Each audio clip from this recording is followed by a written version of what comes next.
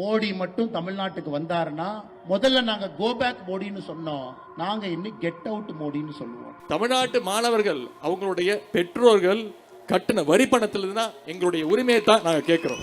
வணக்கம் மக்களே, welcome back to our channel Info 366. தமிழ்நாட்டில் இப்போ இந்தி திணிப்புக்கு எதிராக பல போராட்டங்கள் நடந்துட்டு இருக்கு. இதுக்கு நடுவில் ரெண்டு முக்கியமான கட்சி தலைவர்கள் பயங்கரமா ஒரு சண்டை போட்டுட்டு இருக்காங்க.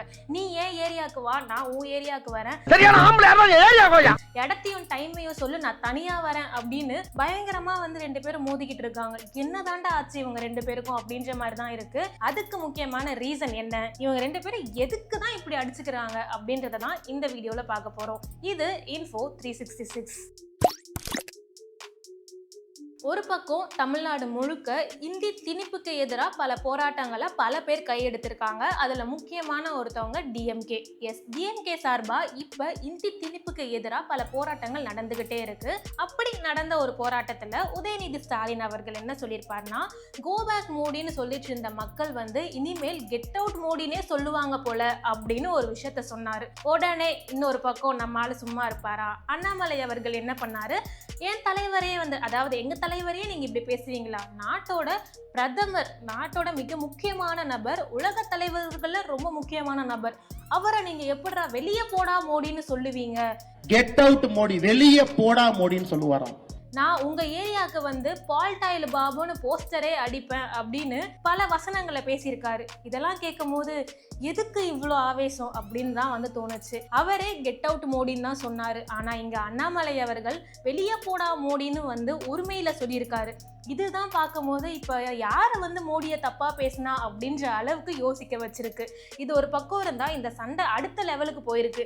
இப்போ நீங்க கெட் அவுட் மோடி அப்படின்ற ஹேஷ்டேக் வந்து பார்த்தீங்கன்னா 2 நாளைக்கு முன்னாடி வேர்ல்டு ட்ரெண்டிங்ல வந்து 2வது இடத்துலையும், இந்தியா ட்ரெண்டிங்ல நம்பர் 1 பொசிஷன்லையும் கெட் அவுட் மோடி ஹேஷ்டேக் வந்து ட்ரெண்ட் ஆயிட்டு இருந்தது. அதுக்கு உடனே அண்ணாமலை, நானும் வந்து ஒரு ஹேஷ்டேகை போடுவேன், கெட் அவுட் ஸ்டாலின் ஒரு ஹேஷ்டேகை வந்து இன்னைக்கு காலையில் 6 மணிக்கு நான் போஸ்ட் பண்றேன், அதையுமே நான் வந்து நம்பர் 1 ட்ரெண்டிங்ல கொண்டு வரேன் அப்படின்னு சொன்னாரு.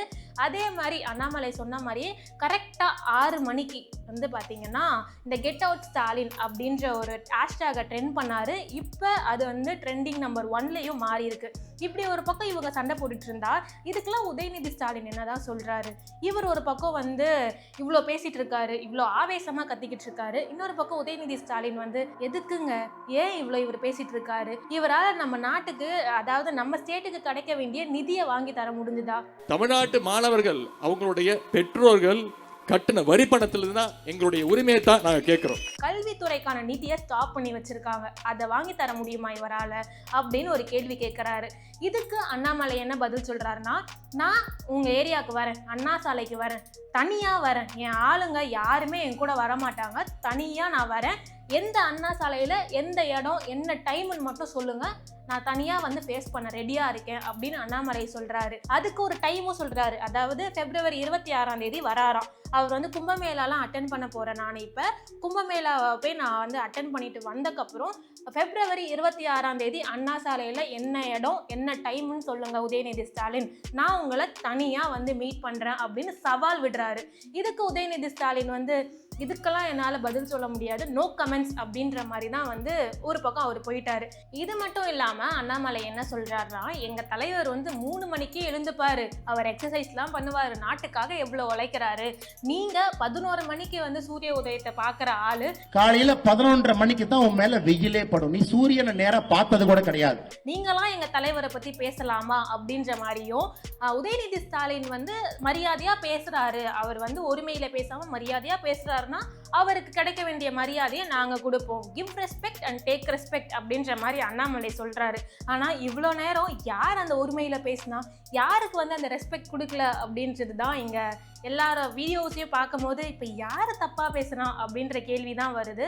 ஆக மொத்தம் உதயநிதி ஸ்டாலின் என்ன சொல்கிறாருன்னா, தமிழ்நாட்டில் இந்தி எதிர்ப்புக்கு போராட்டங்கள் வந்து இந்த காலத்தில் வந்து நடக்கலை, பல காலமாக நடந்துட்டு இருக்கு, தமிழ்நாடு எப்போவுமே வந்து அந்த மும்மொழிக்கு சப்போர்ட் பண்ணதே கிடையாது, இப்போ திடீர்னு இதில் வந்து என்னமோ புதுசாக ஒரு விஷயத்த வந்து அவர் பேசிட்டு இருக்காரு, இதில் யார் இப்போ அரசியல் பண்ணுறாங்க அப்படின்னு நீங்களே சொல்லுங்க மக்களே அப்படின்னு ஒரு விஷயத்த அவர் வந்து பதிவு பண்ணுறாரு. இப்போ ஆக மொத்தம் பிப்ரவரி 26ஆம் தேதி இவங்க 2 பேரும் அண்ணா சாலையில தனியா, அதாவது ஒத்தைக்கொத்த மீட் பண்ண போறாங்களா, இந்த சவாலை வந்து இவங்க ஏத்துக்கிட்டு ஒரு டிபேட் நடக்க போதா இல்லையா அப்படின்றதெல்லாம் வெயிட் பண்ணி தான் பார்க்கணும். தமிழ்நாட்டுக்கு இப்படி ஒரு சர்ச்சை தேவையா அப்படின்றத உங்க கருத்தை கமெண்ட் பாக்ஸ்ல ஷேர் பண்ணுங்க. இந்த மாதிரி ரெகுலரான வீடியோஸ் பார்க்கணும் அப்படின்னா மறக்காம Info366 சப்ஸ்கிரைப் பண்ணிக்கோங்க. நான் உங்களை அடுத்த வீடியோல வந்து மீட் பண்றேன். Until then, bye from Divya.